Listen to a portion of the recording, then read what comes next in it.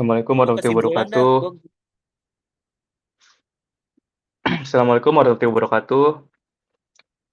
Selamat siang, selamat pagi, selamat sore, selamat malam buat semuanya. Hari ini kelompok 2 ingin mempresentasikan anatomi korupsi di Indonesia. Sebelumnya kita perkenalkan, kelompok kami ada 7 anggota. Ada Fadli Ilham, Muhammad Haidar Putra, Zainul Mutakin Munif, Muhammad Fatih, Satria Afif, Muhammad Akmal, dan Mulki Yaumi. Langsung dimulai aja presentasinya. Ya. Selanjutnya ada yang pertama ada memahami korupsi Indonesia. Nah, yang pertama ada definisi korupsi. Korupsi itu penyalahgunaan kekuasaan publik untuk kepentingan pribadi, mencakup suap, gratifikasi, penggelapan, dan juga nepotisme. Nah, untuk indeks persepsi korupsi di Indonesia, Indonesia meraih skor 34/100 pada CPI 2023, menempati peringkat 115 dari 180 negara tertinggi di dunia dalam tingkat korupsi.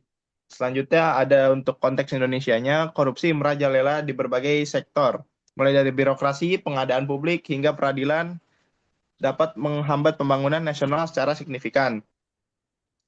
Selanjutnya ada faktor-faktor penyebab korupsi. Yang pertama ada birokrasi kompleks, sistem birokrasi yang tidak transparan membuka celah penyalahgunaan kewenangan. Selanjutnya ada kesenjangan sosial, ketimpangan ekonomi yang tinggi mendorong individu mencari keuntungan melalui cara ilegal. Selanjutnya ada lemahnya penegakan hukum, budaya impunitas dan rendahnya sanksi mendorong perilaku koruptif terus berulang. Selanjutnya ada money politics dan rendahnya integritas, budaya politik, uang, dan kurangnya integritas penjaga publik dalam dapat memperparah korupsi sistemik. kemudian ada dampak masif korupsi. Yang pertama itu dampak ekonomi, pemborosan anggaran negara dan penghambatan investasi asing. Yang kedua itu ada dampak sosial, ketidakadilan struktural dan kemiskinan yang sulit diatasi. Yang ketiga itu ada dampak politik, menurunnya kepercayaan publik terhadap pemerintah dan institusi negara. Yang terakhir itu ada kerugian negara. Kerugian negara mencapai ratusan triliunan rupiah setiap tahunnya.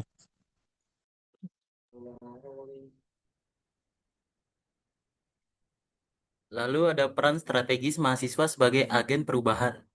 Yang pertama, pengawal transparansi. Perannya itu memastikan akuntabilitas dan keterbukaan informasi publik.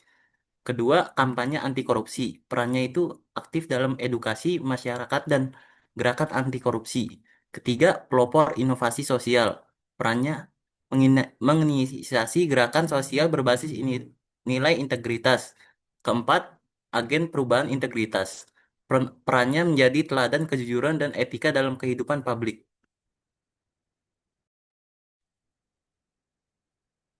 Di sini ada langkah-langkah strategis mahasiswa. Yang pertama, ada komunitas anti korupsi.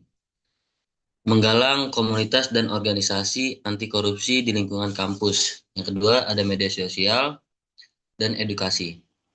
Memanfaatkan media sosial untuk penyebaran informasi dan edukasi anti korupsi. Yang ketiga, ada riset dan advokasi. Melakukan riset dan advokasi kebijakan anti korupsi yang berbasis data. Yang keempat ada dialog publik. Berpartisipasi dalam dialog publik dan pengawasan kebijakan pemerintah.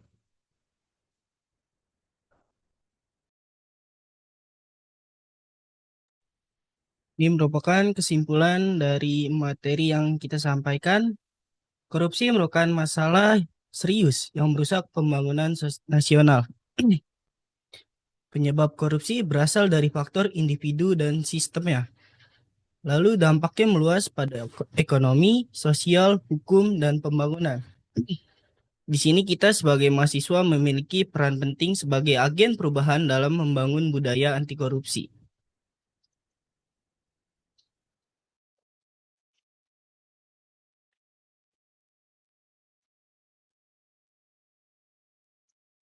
Terakhir, untuk saran kepada pemerintah, kepada perguruan tinggi, dan kepada mahasiswa. Untuk pemerintah memperkuat penegakan hukum terhadap perilaku korupsi, meningkatkan transparansi dan akuntabilitas dalam pengelolaan anggaran negara. Ketiga, itu memperkuat pendidikan anti korupsi di berbagai jenjang pendidikan. untuk perguruan tinggi, yaitu mengintegrasikan pendidikan anti korupsi ke dalam kurikulum. Menjadi contoh tata kelola yang transparan dan berintegritas. Untuk mahasiswa sendiri, saran itu menjunjung tinggi kejujuran dalam kegiatan akademik, berani menolak dan melaporkan praktik korupsi, dan terakhir aktif mengedukasi masyarakat tentang pentingnya integritas dan budaya anti korupsi.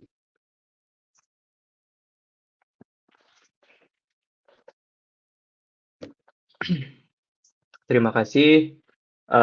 Sekian dari kami. Semoga korupsi ini bisa kita lawan bersama, mulai dari diri sendiri dan lingkungan sekitar. Mari bergerak bersama. Yeay. Sekian dari kelompok kami. Wabillahi taufiq wal hidayah. Wassalamualaikum warahmatullahi wabarakatuh.